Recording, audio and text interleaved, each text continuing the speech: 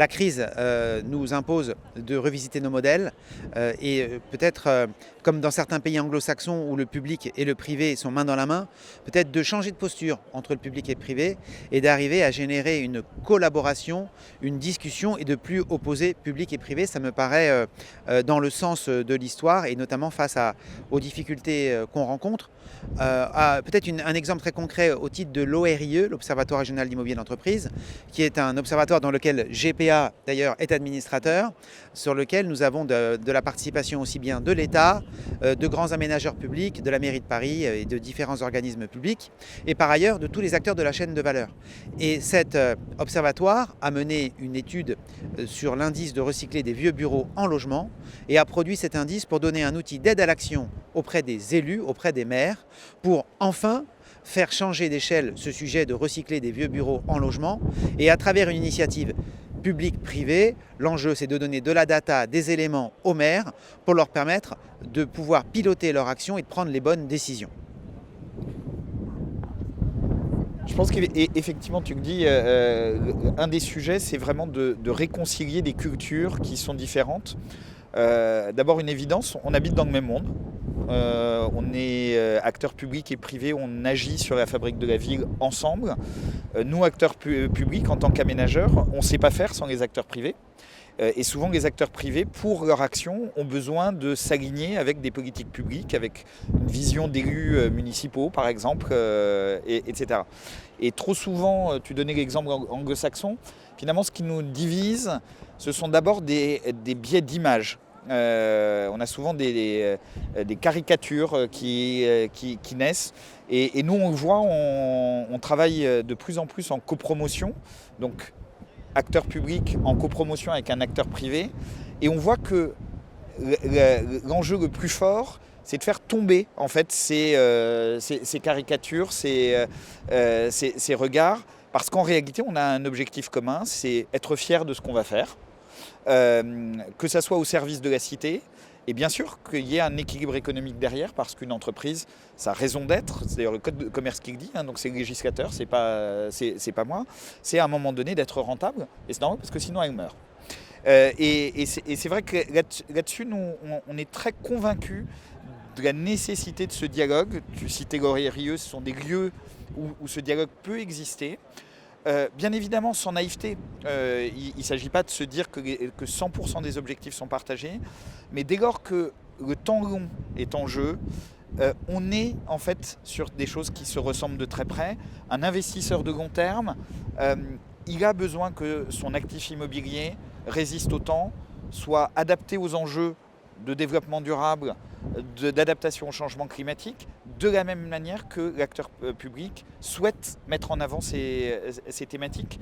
Donc il serait faux en fait de dire qu'on est désaligné, même si bien évidemment il faut apprendre à travailler ensemble, et on le fait d'ailleurs aujourd'hui au quotidien. Quels sont les exemples du coup qui existent et qui ont réussi entre cette collaboration? Donc, alors effectivement, tu le rappelles Stéphane à l'instant, ne tombons pas dans la caricature d'opposer le grand capital, l'administration et puis l'administration d'un autre côté. On a tous besoin de l'un de l'autre pour faire. Au titre des exemples, peut-être, moi ce que je trouve intéressant dans ce que tu viens d'évoquer, c'est en fait finalement aligner les intérêts de chacun autour d'un but commun. Et typiquement, que ce soit un acteur public ou un acteur privé, si on a la même vision du temps ou des objectifs de timing qui sont compatibles, bien, finalement qu'on soit public ou privé, les intérêts se rejoignent. Alors peut-être deux exemples concrets autour de ça. Le premier exemple, c'est sur le fait d'être Novaxia, c'est une société d'investissement avec des fonds qui sont ouverts avec une durée de vie de 99 ans, donc ça nous laisse quelques années pour faire les choses bien et s'inscrire dans la durée. Un exemple très concret aussi, c'est le projet qu'on évoquait de l'Hôtel-Dieu à Paris, et on avait tu évoquais aussi, toi, le fait que vous vous positionnez sur des baux à construction ou sur des nouveaux schémas de dissociation bâti-foncier. À l'Hôtel-Dieu à Paris, un projet qui est très emblématique dans le cœur, le berceau de Paris, à côté de Notre-Dame. On va faire 20 000 m² de projet. Il y a l'AP-HP, la mairie de Paris, qui sont des acteurs publics, Novaxia, et avec un bail à construction d'une durée de 80 ans. C'est un outil qui est relativement efficace et qui permet de garder la propriété pour la puissance publique, ou entre guillemets pour la PHP, tout en réalisant une opération et en finançant les travaux de l'hôpital à travers un financement privé. Donc je pense qu'on est là parfaitement dans l'exemple type d'un partenariat public-privé à autant long. Je rebondis sur l'exemple que tu donnes, puisque d'ailleurs tu le citais.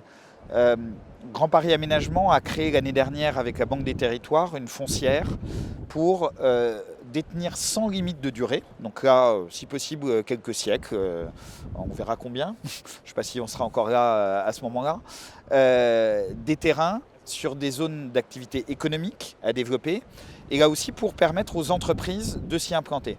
Chose qui est très intéressante, et tu l'évoquais avec l'Hôtel Dieu, c'est que, outre la finalité de s'assurer que la destination est bien cohérente avec les besoins des territoires, en fait, c'est aussi très utile aux entreprises. Parce que un bail à construction, c'est ni plus ni moins que le propriétaire du foncier qui prête de l'argent, bien sûr contre une rémunération, sur très longue durée. Là aussi, on est sur 60-70 ans.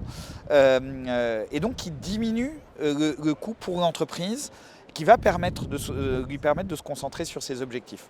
Autre exemple, on a désormais une société commune avec AXA, investisseur de long terme, sur lequel on réalise une transformation d'immeubles pour réaliser 700 logements. Dans les discussions qu'on a avec AXA, la question de la pérennité, en fait, c'est même pas nous qui l'apportons. Parce que AXA, son objectif, c'est que les coûts d'entretien soient les plus faibles, donc que les matériaux utilisés, que la manière dont c'est conçu, en fait, tout simplement résistent au temps. Et c'est pour ça qu'on a besoin, bien évidemment, de se parler, de se comprendre. On a besoin aussi de monter des outils juridiques qui permettent, tu le disais, d'aligner les intérêts sur le temps long. Et en fait, on voit que dès lors que les barrières mentales sont tombées, on y arrive en fait assez facilement. On a une barrière culturelle française, mais elle est vraiment facile à franchir. Et pour terminer, quelles sont les perspectives de cette collaboration ? À mon avis, elles sont extrêmement nombreuses. Je pense que si la France, et là je généralise même un peu plus loin, arrive à se départir de cette culture de la méfiance et du doute entre acteurs privés et publics, on est capable de transformer en profondeur la ville. Lors de SMIPIM, lors de la conférence de presse d'ouverture France, Apsis et la Banque des Territoires présentaient par exemple un projet à Bordeaux, 500 millions d'euros d'investissement privé. À l'époque, j'étais à Bordeaux quand on a lancé ce projet avec Maurice Mancet. On s'est mis autour de la table, on ne savait pas où on allait. On a tous les deux mis sur la table en fait, les conditions de la réussite du projet. Une des conditions de la réussite du projet, c'était de dire qu'il ne peut pas y avoir d'argent public sur ce projet-là parce qu'on n'en avait pas les moyens. Et le projet aujourd'hui, sa première pierre, elle est le 11 avril prochain. Finalement, qu'est-ce qu'on a fait ? On n'a rien fait de magique. Si, nos équipes ont été super. Mais on s'est juste fait confiance et on a défini le cadre juridique pour ça. Or, notre enjeu, qui est l'enjeu de transformer nos villes en profondeur, et tu évoquais d'ailleurs la transformation, je crois que nos enjeux de construction neuve vont diminuer dans le temps assez rapidement. Par contre, les enjeux de transformation sont en train d'exploser. Et la transformation nécessite des acteurs qui connaissent bien leurs actifs immobiliers, beaucoup plus finalement que quand on dessine un plan, etc., qui connaissent leur métier. Et donc on a un champ, j'allais dire presque illimité, à des collaborations intelligentes, vertueuses, qui mettent en avant un développement durable, mais au premier sens du terme, c'est-à-dire qui traverse le temps et qui soit dans un intérêt général.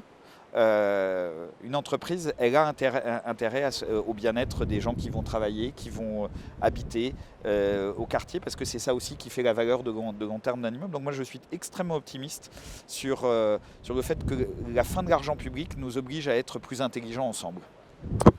Alors merci, moi, très belle passe que tu me fais là, parce que plusieurs réactions. La première, la transformation, je ne vais pas te dire que c'est un thème qui m'indiffère, puisque c'est le cœur de notre action.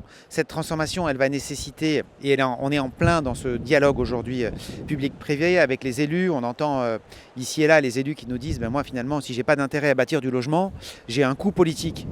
au logement, j'ai un coût financier au logement, à moins d'être maso, eh bien pourquoi je ferais du logement? Et c'est là que le dialogue public-privé prend tout son sens. C'est là que la ministre Létard a annoncé il y a très peu, il y a 24-48 heures, un certain nombre de mesures. Sont-elles suffisantes? L'avenir le dira, mais en tout cas, ça va dans la bonne direction. Et quand je discute avec les maires de différentes communes en Ile-de-France qui sont dans notre indice de recyclage de bureaux en logement, ben, ils me remontent des blocages très concrets, des idées très concrètes pour faire sauter les verrous. Puisque le public ne peut rien sans le privé, et le privé ne peut rien sans le public, et donc on ne construira pas sans les maires, et on n'aura pas de construction ou de réhabilitation sans les investisseurs ou les développeurs. Et ça me paraît un moment relativement unique pour le faire. On dit souvent que quand on n'a pas de pétrole, il faut des idées.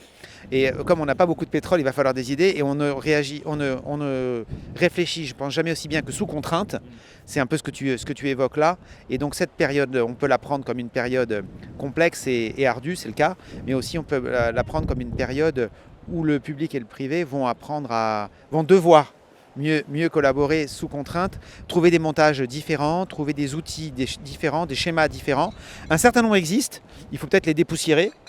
La CEMOP par exemple, d'autres types d'outils existent, donc les perspectives me paraissent relativement bonnes sur ce dialogue qui devient nécessaire.